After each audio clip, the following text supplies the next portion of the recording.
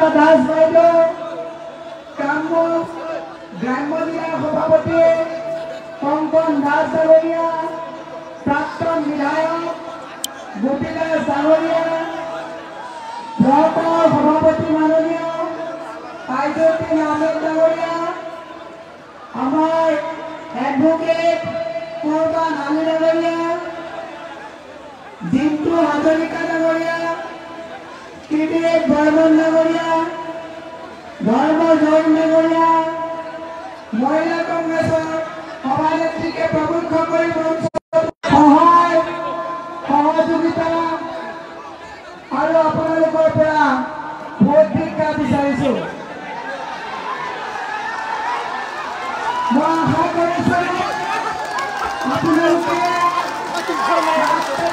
হাতৰ হিচাপে ভোট জয়যুক্ত কৰিব।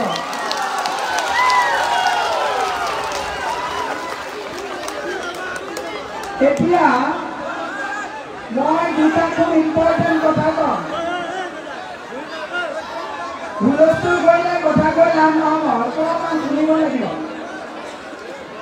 7 তাৰিখে আপোনালোকে কংগ্ৰেছৰ প্ৰাৰ্থী মীৰাবাই ঠাকুৰক কিয় ভোট দিব?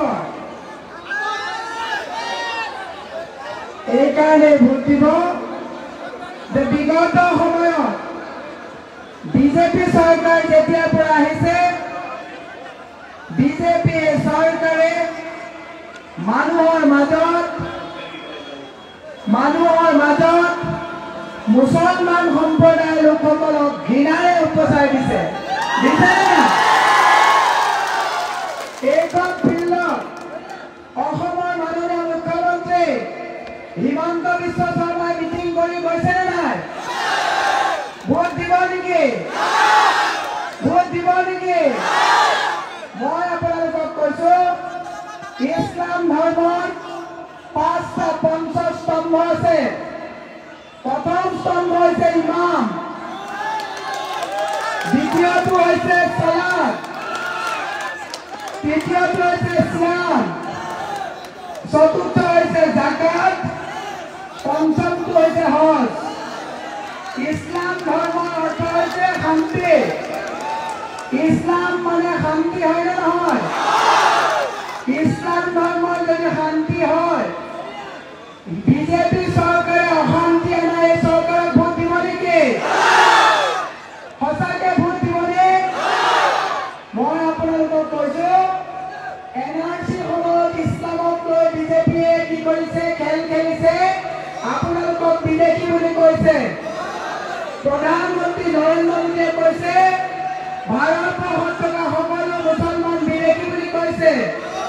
কংগ্ৰেছে কৈছে নেকি? কংগ্ৰেছে কৈছে নেকি? কংগ্ৰেছে স্বাধীনতাৰ পিছত ধৰ্ম নিৰপেক্ষ হিচাপে কংগ্ৰেছে হিন্দু, মুছলমান, শিখ, ইছাই, বৌদ্ধিষ্ট, জৈন সকলোকে কংগ্ৰেছে ভাৰতত স্বতন্ত্ৰভাৱে থকাৰ অধিকাৰ দিছেনে নাই? আৰু বিজেপিয়ে কৈছে ইছলাম অশান্তি। বিজেপিয়ে কৈছিল নে নাই? মুছলমানৰ ভোট নালাগে বুলি কৈছিলে নে নাই? সুন্দৰী ৰাইজে এটা ভোট বিজেপিক দিব নেকি?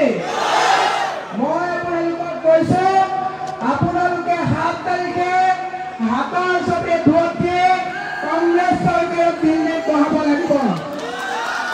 আৰু নৰেন্দ্ৰ মোদীয়ে কৈছে ইছলামৰ মুছলমানৰ যিসকল মহিলা আছে, সন্তান জন্ম দিয়া মেচিন বুলি কৈছে নে নাই? সন্তান জন্ম দিয়া মেচিন বুলি কৈছে নে? মহিলাসকলে ভোট দিবনে?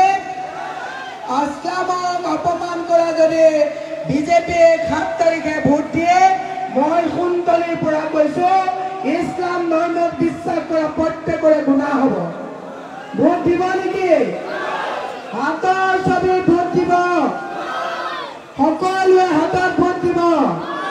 আৰু হিমন্ত বিশ্ব শৰ্মাই যোৱাকালি গুৱাহাটীত কৈছে যে মোক মুছলমানে ভোট নিদিয়ে। হয়, কোনো মুছলমানে হিমন্ত বিশ্ব শৰ্মাৰ হাতৰ পাৰ্টিকে ভোট নিদিয়ে। মই আপোনালোকক আহ্বান জনাইছো, ভুল লগাই ক'ত লগাই? য'ত মুছলমানসকল থাকে ৰাস্তা পথ নবনায়, য'ত মুছলমান থাকে, মাদ্ৰাছা কোনে ভাঙিছে? হিমন্ত বিশ্ব শৰ্মাৰ চৰকাৰে ভাঙিছে। মই আপোনালোকক আজি সোনকালেৰ পৰা কৈছো, কংগ্ৰেছৰ চৰকাৰ আহিলে আমি সকলো ঐক্যবদ্ধভাৱে সমিল মিলেৰে আহি থাকিম।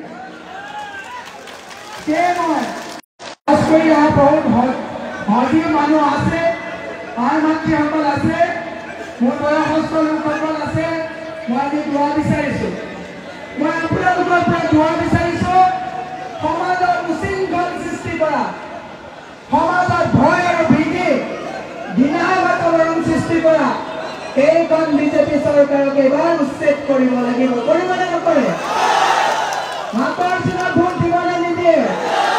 হিমন্ত বিশ্ব শৰ্মাৰ মিটিঙত যিসকল মানুহ আহিছে তেওঁলোকেও আজি পাল্লা উঠে, মিটিং ঠিকে শুনিছো, ভোট আমি নিদিওঁ।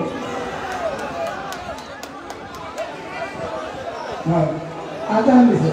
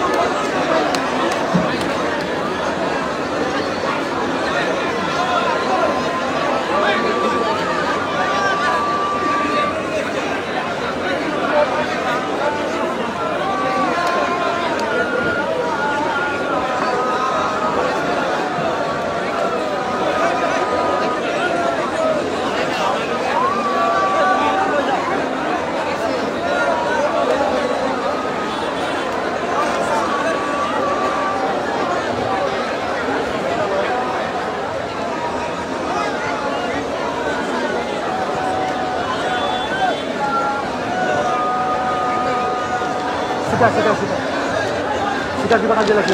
Sika juga kaji lagi.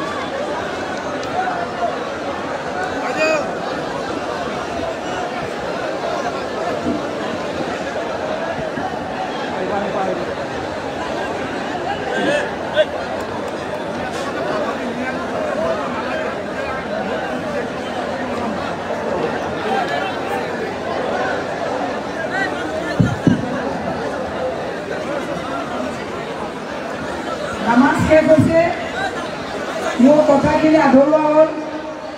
সিদিনা মুখ্যমন্ত্ৰী আহি কৈছে লগৰ দুজন ইঞ্জিনিয়াৰ লৈ আহিছে, লৈ মুখ্যমন্ত্ৰীয়ে কৈছে ফুলতলি আৰু বহৰী ব্ৰিজখন বনাই দিব। মুখ্যমন্ত্ৰীয়ে নিৰ্বাচনলৈ 10 দিন থাকোঁতে আহি কৈছে যে ফুলতলি আৰু বহৰী ব্ৰিজ বনাই দিব, কিন্তু আমাৰ বিধায়িকা কান্দিতা দাস বাইদেউ ইতিমধ্যে ফুলতলি আৰু বহৰী দলঙৰ কাৰণে প্ৰপ'জেল দি থৈছে। বাইদেউ দি থৈছে প্ৰপ'জেল। গতিকে ব্ৰিজ মুখ্যমন্ত্ৰীয়ে বনাবলগীয়া নহয়, বিধায়িকা বাইদেউ ব্ৰিজ বনাবৰ কাৰণে চৰকাৰৰ ওচৰত দাবী আৰু প্ৰপ'জেল দি থৈছে। এনেও আমাৰ ব্ৰিজ হ'ব। আৰু যিটো ৰাস্তা বহল কৰিছে এইটো 2 লাইন ৰাস্তা নহয়, এইটো ৰাস্তা বহল কৰা হৈছে। এইবিলাক চৰকাৰৰ আঁচনি হৈ থাকিব। এতিয়া মই আপোনালোকক কৈছো অৰুণোদয় আঁচনি, অৰুণোদয় যিবিলাক ফৰ্ম আপোনালোকৰ মাজত বিলাইছে এইবিলাক ভুৱা ফৰ্ম। অহা মাহৰ পৰা অৰুণোদয় হিমন্ত বিশ্ব শৰ্মাৰ চৰকাৰে দিব নোৱাৰে, কাৰণ দাস প্ৰত্যেক মাহে 100 কোটি টকা ধাৰ নললে চৰকাৰে দৰমহা দিব নোৱাৰে। মই মহিলা সমাজক অনুৰোধ জনাইছো, আমাৰ অৰুণোদয় যিবিলাক চৰকাৰী আঁচনি পাই আছে, বিধায়িকা মহোদয়ৰ জৰিয়তে যিবিলাক অৰুণোদয় পাইছে, এইবিলাক হিমন্ত বিশ্ব শৰ্মাৰ নিজৰ ঘৰৰ নহয়। এইবিলাক চৰকাৰী আঁচনি প্ৰত্যেক বিধায়িকাৰ জৰিয়তে যায় আৰু যিমানবোৰ অৰুণোদয় পাইছে এই সমষ্টিত নন্দিতা দাস বাইদেউৰ শ্বহীদহে পাইছে। আপোনালোকক অৰুণোদয় দিবলগীয়া হ'লে এই সমষ্টিত বিধায়িকা নন্দিতা দাস ডাঙৰীয়ানীয়ে চহী কৰি দিলেহে অৰুণোদয় পাব। ডাইৰেক্ট অৰুণোদয় হিমন্ত বিশ্ব শৰ্মাই দিব নোৱাৰে। অৰুণোদয় যি পাই আছে পাই থাকিব। মই আপোনালোকক বিশেষ চৰকাৰী কথা নকওঁ, সেই কথা আমাৰ মাননীয় সভাপতি মহোদয়ে ক'ব। মই কালি এটা প্ৰতিশ্ৰুতি আপোনালোকৰ পৰা ল'ব আহিছোঁ। সদায় পলিটিচিয়ানক আপোনালোকে লগ পালে কয় যে আপুনি আমাক কি প্ৰতিশ্ৰুতি দিব। মই আপোনালোকক প্ৰতিশ্ৰুতি দিছোঁ, বসুন্ধৰাৰ জৰিয়তে আমাৰ মাটিৰ পট্টা যিসকল অসমীয়া মানুহৰ মাটিৰ পট্টাই হেৰুৱাইছে, কংগ্ৰেছৰ যদি 26ত চৰকাৰ আহে, ভূমি যিখন আইন কৰিছে সেই আইন আমি সংশোধন কৰি মাটিৰ পট্টা দিবৰ কাৰণে চৰকাৰে আমি দাবী জনাম আৰু চৰকাৰে পৰিকল্পনা ল'ব। দ্বিতীয় কথাটো হৈছে, আপোনালোকে সদায় পলিটিচিয়ানৰ পৰা প্ৰতিশ্ৰুতি লয়।